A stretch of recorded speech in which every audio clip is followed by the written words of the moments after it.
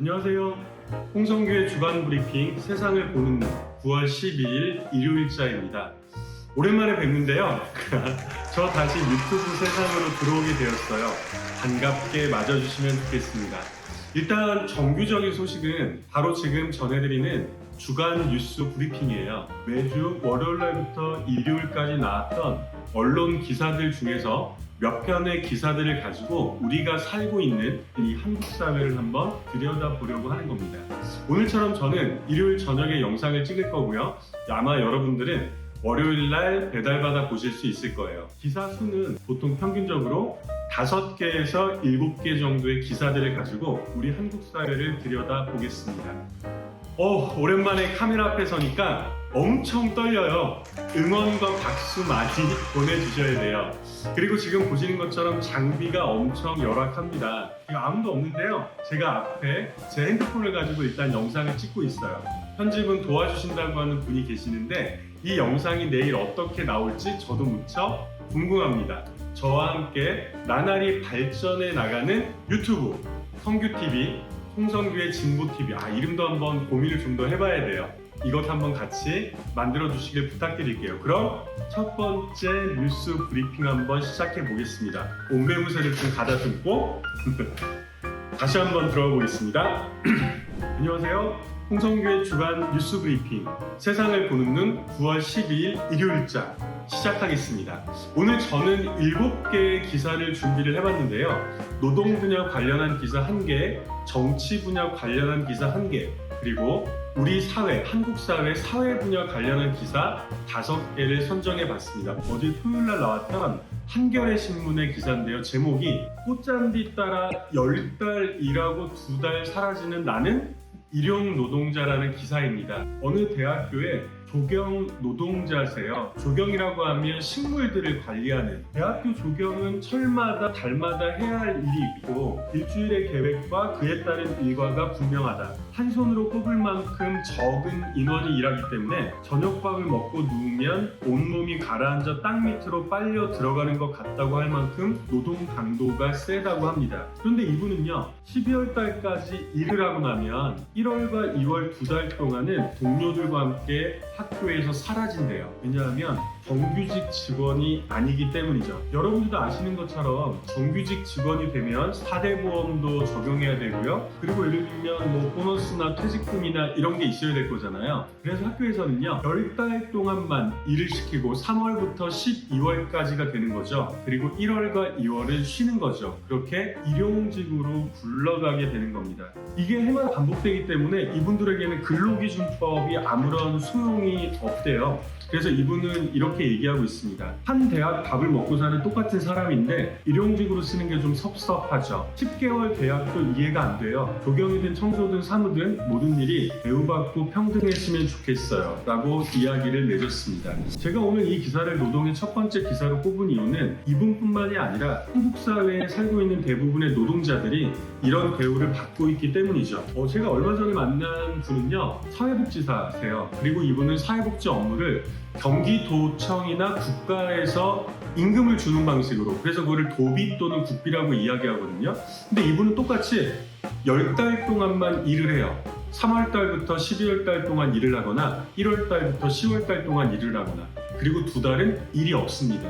제가 이해가 안 되는 것은 예를 들면 사기업이 아니란 말이죠. 국가에서 문재인 정부 또한 비정규직을 없애자 이렇게 얘기하고 있으면서도 국가에서 도비나 국비로 운영되는 업무마저도 이렇게 10달짜리로 끊어서 비정규직으로, 일용직으로 일을 하게 되는 경우가 굉장히 다반사라는 거죠. 그래서 저는 사실은 의구심을 가질 수밖에 없습니다. 비정규직을 없애겠다라고 했던 문재인 정부의 진심은 도대체 어디에 있는 것인지. 이것이 바로 2021년 촛불혁명 이후에 문재인 정부 4년 보내고 내년에 대선이 있잖아요. 촛불혁명이 일어나고 나면 뭔가 변화가 있을 거라고 생각했는데 이 비정규직 노동자들의 처지는 사기업의 문제가 아니라 사실은 국가, 공공의 영역에서도 똑같다는 말씀을 꼭 드리고 싶습니다. 오늘 뽑았던 기사는 아닌데요. 이 얘기도 한번 드릴게요. 9월 6일자로 민중의 소리에 나왔던 기사인데요. 제목이요. 각서를 쓴 뒤에야 월급을 받을 수 있었던 영등포구청 관제센터 비정규직의 서름이라는 겁니다. 영등포구청도 국가의 공공기관이잖아요. 구청이니까요. 근데 이 구청에서도 관제센터에 근무하는 노동자들을 용역을 줘가지고 용역회사에 고용되게 하는 방식으로 간접적으로 고용을 했다는 거죠. 근데 그 용역회사가 부도가 난 겁니다. 그래서 없어지게 되니까 일을 했던 임금을 못 받게 된 거죠. 용역회사랑 계약을 맺었던 건 영등포구청이니까 구청에서 임금을 줘야 되는데 구청에서 노동자들에게 밀린 임금을 주면서 각서를 요구했다는 겁니다. 그 각서의 내용이 이런 겁니다. 본인들은 며칠부터 며칠까지 그 용역회사 소속 근로자로 저희 소속 회사의 요청에 따라 영등포구청에서 지급할 도급비에서 본인들의 6월분 임금을 대신 지급한 것임을 확인합니다. 따라서 이를 이유로 영등포구청과 고용관계가 있었다고 주장하지 아니하겠습니다. 너무 슬픈 일 아닙니까? 아니 사실은 슬픔을 넘어서 분노스러운 일이죠. 국가기관에서 노동이 필요해서 노동자를 고용을 했는데 중간에 용역업체를 끼고 정규직 노동자가 아니다. 우리랑 직접 고용한 게 아니다. 그리고 이것을 노동자들에게 밀린 임금을 주면서까지 각서를 요구했다는 거죠. 사실 저는 우리 모두 사실 분노해야 되지 싶습니다. 이런 현실을 바꾸자고 했던 게 우리가 촛불을 들었던 이유였으니까요. 이게 원래는 모든 유튜브는 5분 이내로 맞춰야 된다 해서 제가 좀 빠르게 진행을 하고 있는데 처음 하다 보니까 벌써 시간이 많이 지나고 있습니다. 두 번째 뉴스는요. 정치 분야 뉴스입니다. 이 기사는요. 미디어 오늘이라는 매체에서 지난 9월 7일 날 나왔던 뉴스인데요. 국민의힘 대선 주자들 자유시장의 암, 강성 귀족이라면서 민주노총의 총공세를 펼치고 있다는 기사입니다.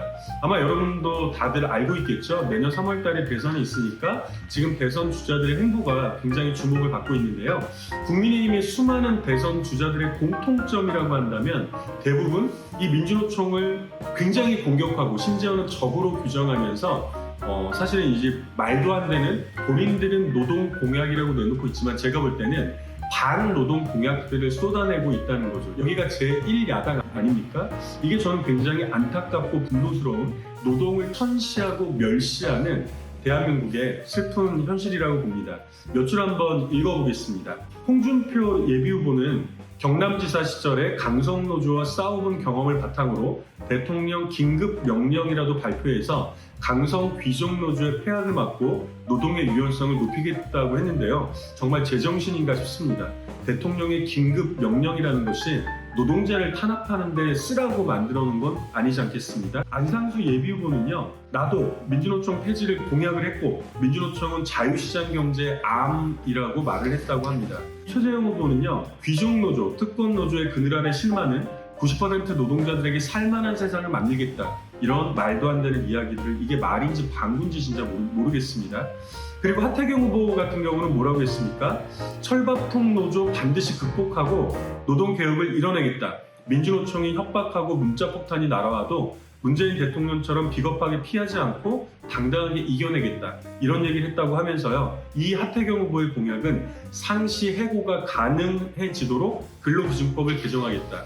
이게 어떻게 근로기준법은 노동자들의 근로조건에 대한 법이잖아요. 이게 어떻게 근로기준법에 들어갈 수가 있습니까? 해고를 마음대로 하겠다. 이런 말로 어떻게 노동공약이라고 할 수 있는지 저는 이해가 되지 않고요. 무엇보다 이 국민의힘이 여전히 대한민국의 제1야당이라는 것에 대해서 굉장히 분노스럽지 않을 수 없습니다. 사실 저는 홍준표 씨도 법조인이었잖아요. 그 유명한 검사였는데 최재형 감사원장도 마찬가지고요. 실제로 대한민국의 헌법을 제대로 봐본 적이나 있는지 모르겠습니다. 대한민국 헌법에서는 뭐라고 얘기했습니까? 대한민국 헌법 제33조에는 노동자들의 단체를 구성하고 교섭을 진행하고 단체 행동을 할 수 있는 이 세 가지 노동자들의 권리가 보장되어 있지 않습니까? 그 노동자들의 권리가 보장된 헌법에 따라서 우리는 노동조합을 만들고 민주노총을 만들었던 것이죠.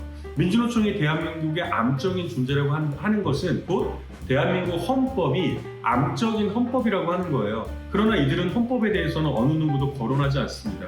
우리 노동자들이 노동조합을 만들고 민주노총을 만들었던 것은 지극히 헌법에 근거한 노동자들의 당당한 그 요구이자 투쟁이었다는 거죠. 국민의힘 대선 주자들에게 한마디를 하자면 민주노총을 공격하고 민주노총 그래봤자 전체 노동자의 5%밖에 아직 조직이 안 돼 있어요. 이 5%가 강성 노조라고 한다면 만약에 나중에 민주노총이 20% 30% 확대가 되면 이들은 뭐라고 할지 뭐라고 말을 할지 정말 저는 굉장히 좀 기대가 되는데요. 어찌됐든 이들은 민주노총과 노동자들을 공격하겠다고 한다면 그에 앞서서 헌법을 먼저 공격을 해야 된다고 저는 생각을 합니다. 그래야 최소한 정직한 이야기라도 되겠죠. 반가운 기사도 있습니다. 민주노총 관련해서 이렇게 국민의힘 대선 예비 후보들이 민주노총을 공격하고 있는데 민주노총이 공개적으로 공식적으로 지지하는 5개 진보 정당의 대표들과 대선 공동 대응 기구를 발족을 했다고 합니다.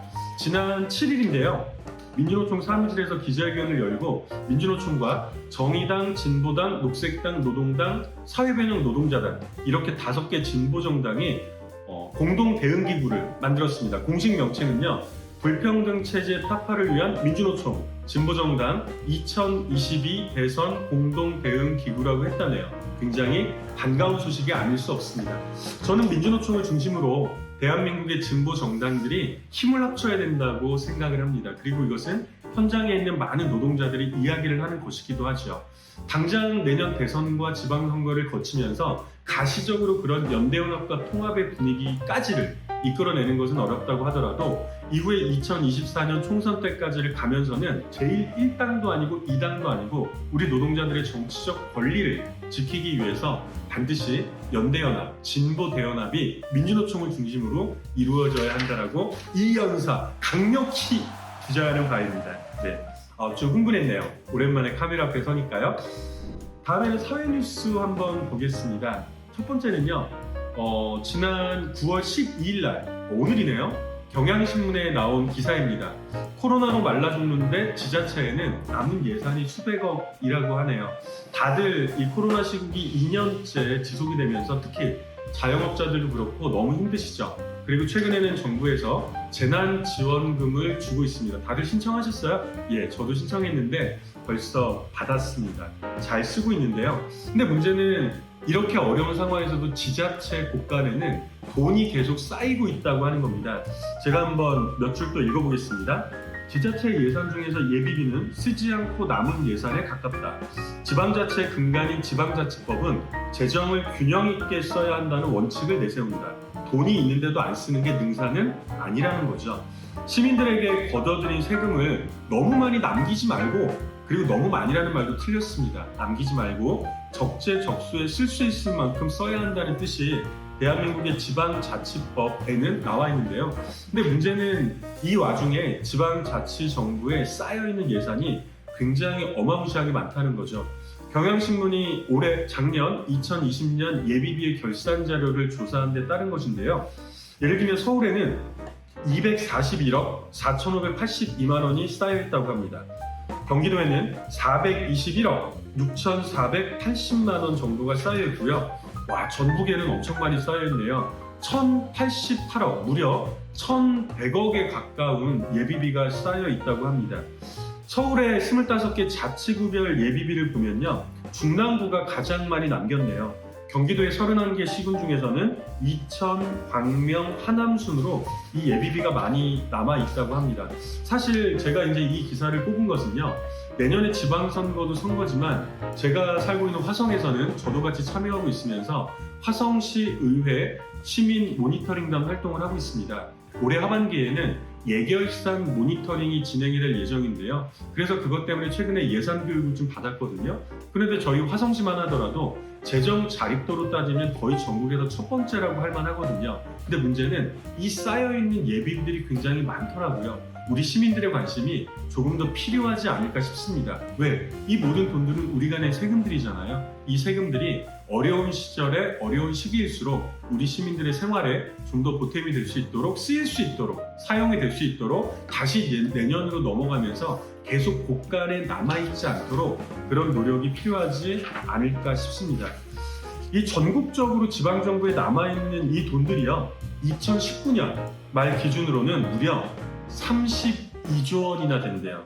그래서 아무런 행정 서비스를 제공하지 못하고 지자체 통장에 그냥 존재하는 돈이 32조라는 거죠. 우리 시민들의 날카로운 눈초리가 필요하다고 할 수 있겠습니다.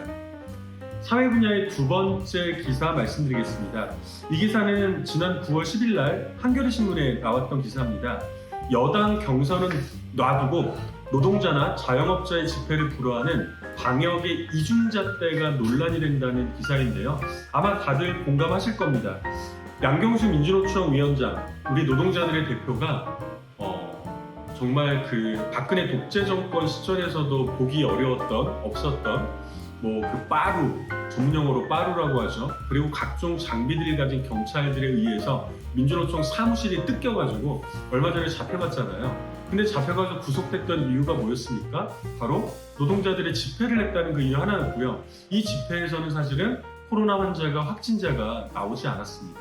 그럼에도 불구하고 양경수 민주노총 위원장을 잡아갔죠. 노동자들의 대표를요. 촛불혁명 이후에 문재인 정권이라고 하는 정권에서 말입니다. 집권 여당인 민주당 안에서도 대선 후보를 선출하는 절차가 한참 진행되고 있는데 좀 놀랍지 않으십니까? 뉴스에서 화면을 보면 엄청나게 많은 사람들이 모여서 그냥 집회를 하고 있어요. 이게 바로 이중잣대라고 하는 거죠.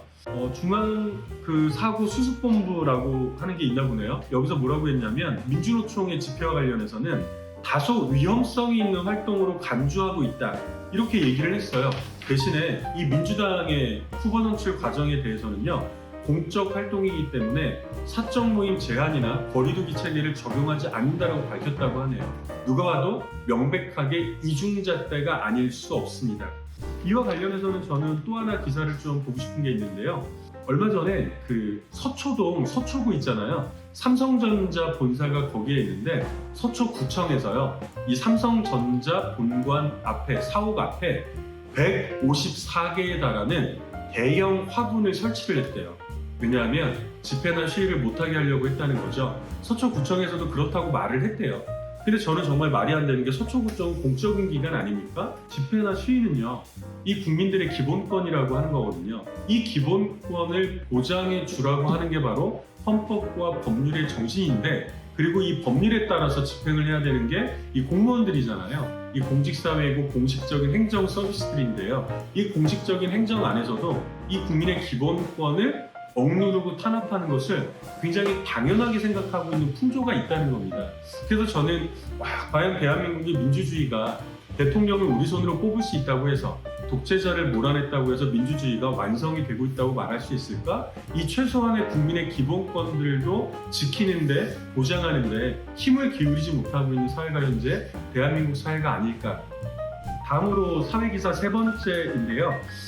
세 번째는 경향신문에서 지난 9월 10일 날 나왔던 칼럼입니다. 오관철 경제 에디터가 쓴 칼럼인데요. 문재인 정부 부동산 정책의 실패함이라는 내용입니다. 문재인 정부의 부동산 정책이 실패한 주요 원인은 보유세 강화를 걷어찼기 때문이다. 예를 들면 촛불혁명 이후에 문재인 정부가 바로 당선이 된 다음에 이 부동산들에 대한, 자산들에 대한 보유세를 강화하는 시책을 썼어야 되는데 미적미적하다가 여기까지 왔다는 거죠. 그러다 이것을 간과한 채 여러 가지 급조한 대책들을 만들다 보니까 부동산 세제가 누더기가 됐다는 거 아니겠습니까?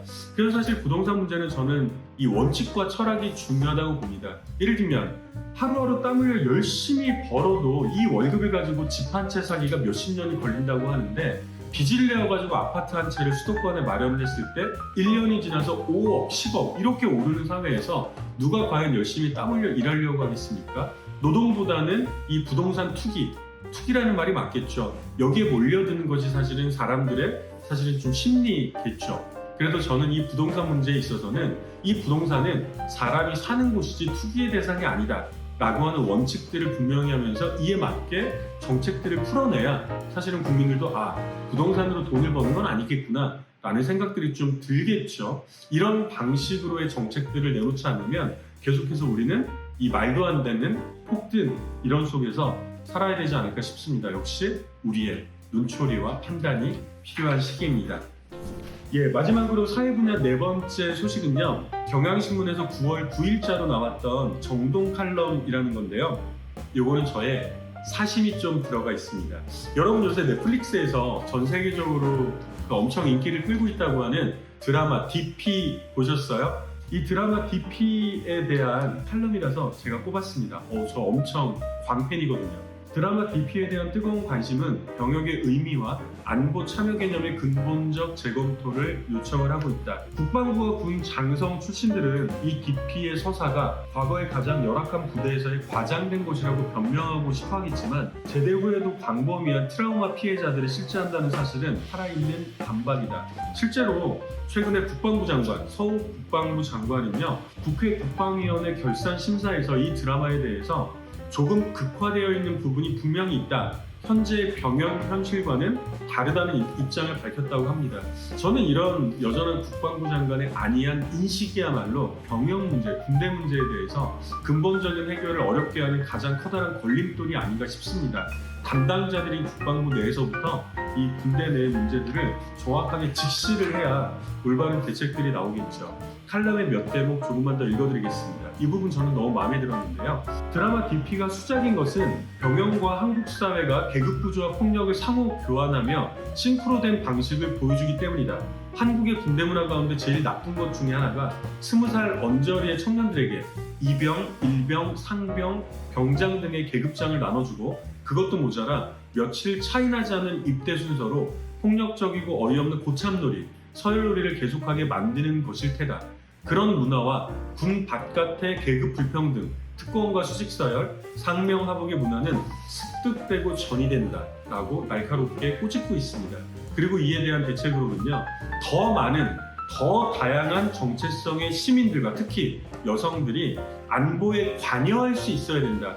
군을 더 깊이 사회화해야 된다라고 제기를 하고 있습니다. 물론 약간 추상적일 수도 있어요. 그리고 이것이 전체 이 현재 군대 문화를 해결하는 전반적인 문제에 있어서 전반적인 대책이라고 말하기는 어려울 수 있죠. 그러나 이런 문제들이 하루빨리 뿌리 뽑힐 수 있도록 우리의 관심이 필요한 때가 아닌가 싶습니다. 여기까지 오늘 9월 12일 일요일자 주간 뉴스 브리핑 세상을 보는 눈 6개의 뉴스를 소개를 해드렸습니다. 이런 방식으로 오늘의 사를 처음 하다 보니까 굉장히 그리고 좀 길어졌는데요. 이런 방식으로 매주 일요일날 저는 한 주간의 뉴스를 정리를 하고 5개에서 7개 정도의 뉴스를 가지고 우리 한국 사회를 들여다볼 수 있는 그런 시간을 이 유튜브를 통해서 마련을 해보려고 합니다. 여러분들의 일상에, 여러분들의 유튜브 생활에 도움이 되셨다면 잊지 마세요. 좋아요 눌러주시고 구독 신청 꼭 해주셔야 돼요. 저도 열심히 한번 해보겠습니다. 오늘 첫 방송 여기서 마치겠습니다. 다음 주에 만나요. 고맙습니다.